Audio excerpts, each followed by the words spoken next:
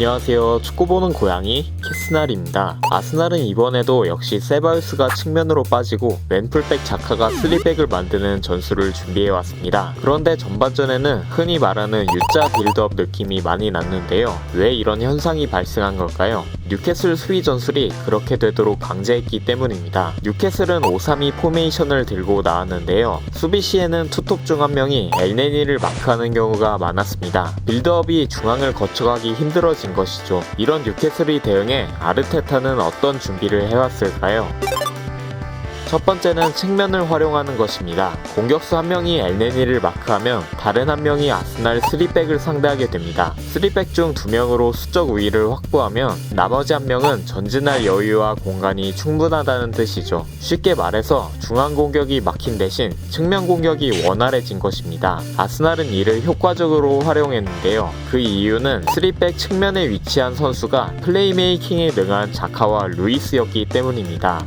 루이스가 공을 잡고 있는데요. 공격수 한 명이 엘네니를 마크하고 있습니다. 루이스를 압박하는 선수가 없군요. 하프라인을 넘어설 때까지 견제하는 선수가 없었습니다. 위치가 높으니 반대 전환도 수월하죠. 넓게 벌린 마르티넬리에게 넘겨줍니다. 마르티넬리가 1대1 돌파를 시도하는데요. 파고드는데 성공해서 세바요스에게 패스해줍니다. 아쉽게 마무리가 좋진 않았네요. 이 장면도 마찬가지로 상대 공격수가 엘네니를 마크하고 있네요. 덕분에 루이스는 방해받지 않고 하프라인을 넘어섭니다. 이어서 침투하는 베예린에게 정확한 롱패스를 넣어주는데요. 파고드는데 성공한 베예린을 거쳐서 결국 엘네니가 중거리포로 득점에 성공합니다. 이렇게 중앙을 막으려 했던 뉴캐슬 수비 전술은 루이스가 측면을 활용하면서 받아칠 수 있었습니다. 두 번째는 베예린을 활용한 것입니다. 뉴캐슬이 미드필더 3명에 공격수 1명이 엘네니를 마크하니까 중원에서 수적 우위를 만들기가 쉽지 않습니다. 세바요스 시프트를 활용해 왼쪽으로 전개하고 뉴캐슬 미드필더를 쏠리게 만든 뒤 베예린이 중앙으로 들어가서 중앙을 거쳐갈 수 있는 패스기를 만드는 것이죠. 이걸 더 수월하게 해주는 것은 웨데고르의 움직임입니다.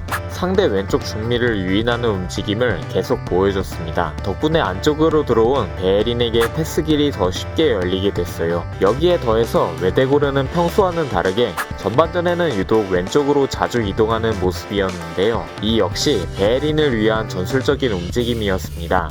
웨데고르가 왼쪽으로 움직이면서 상대 왼쪽 중미를 유인하고 베예린에게 향하는 패스기를 만드는 장면입니다. 하지만 한 가지 아쉬웠던 점은 선수들이 이런 베예린을 잘 활용하지 않았다는 것입니다.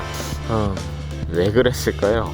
못 믿나? 어쨌든 이런 구조적인 문제들이 계속 발생하자 뉴캐슬은 후반전에 수비 전술을 바꾸게 됩니다.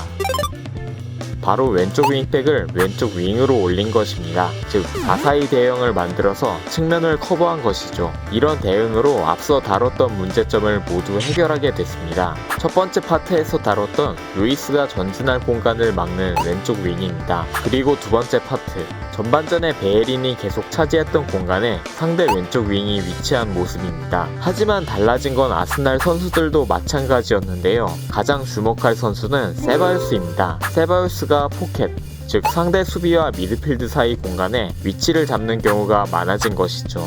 이렇게 해서 얻는 효과는 무엇일까요? 포켓은 수비 입장에서 가장 조심해야 할 공간입니다. 포켓에 공이 투입되면 수비 간격을 좁혀서 최대한 중앙 공간을 막아야 하죠. 이런 세바요스의 움직임이 두 번째 골에 크게 관여했습니다. 이 장면에서 세바요스의 위치를 보세요. 중앙으로 움직이면서 공을 받습니다. 포켓에서 패스 플레이가 이루어지니까 이를 막기 위해 수비 간격이 굉장히 좁아진 모습입니다. 이는 곧 측면의 마르티넬리가 골대에서 가까운 위치에서 공을 받을 수 있다는 뜻이기도 합니다. 마르티넬리가 정확한 왼발 크로스를 올려줬고 오바메양이 골을 터뜨렸네요. 이번 경기는 루이스의 부상이 참 안타깝지만 사카와 스미스로우를 쉬게 하면서 승점까지 챙긴 좋은 경기였습니다. 이제 비아레알전에 초점을 맞춰서 좋은 결과 거뒀으면 좋겠네요. 어쨌든 오늘의 결론, 임대료는 승점도 포함이야.